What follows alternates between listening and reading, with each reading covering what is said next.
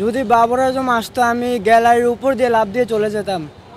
যা হবার হতো। আমার লাইফের সবচেয়ে বড় স্বপ্ন হলো বাবরের সাথে দেখা করা। আমি সেই কুমিল্লা থেকে আসছি, সকাল ফজরক্ত আসছি, টিকিট পাচ্ছি না। মেনলি আমি কোনো টিমকে আজকে সাপোর্ট করছি না, মাত্র এটা দেখানোর জন্য যে I miss you Babar. Mainly আমি টি-20 ফরম্যাটে এখন পাকিস্তানকে সাপোর্ট করা বন্ধ করে দিছি। যে টিমে বাবর নাই আমি ওই টিম সাপোর্ট করি না। অবশ্যই কিছুটা ব্যাকফুটে আছে, কিং ইজ ব্যাক। আগামী বিবিএল আছে, অস্ট্রেলিয়ার লিগ, ওখানে অনেক ভালো পারফরমেন্স করবে অবশ্যই।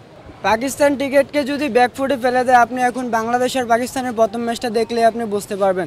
বাবরের নেতৃত্বে 2021 সালে টি-20 3-0-তে পাকিস্তান জিতে গেছে, টেস্টে 2-0-তে পাকিস্তান জিতে গেছে। এখন কি হাল অবস্থা, টিকতেই পারে না প্লেয়াররা। অবশ্যই ঘাটতি রয়েছে। বাবর, শাহিন, রিজওয়ান, নাসিম শাহ, ওরা বিগ প্লেয়ার। 70% রেজাল্ট অন্যরকম হতো অবশ্যই। আপনি গত ম্যাচে স্ট্রাইক রেট দেখেন, কাপ্তান সালমান আলী আগা স্ট্রাইক রেট কত?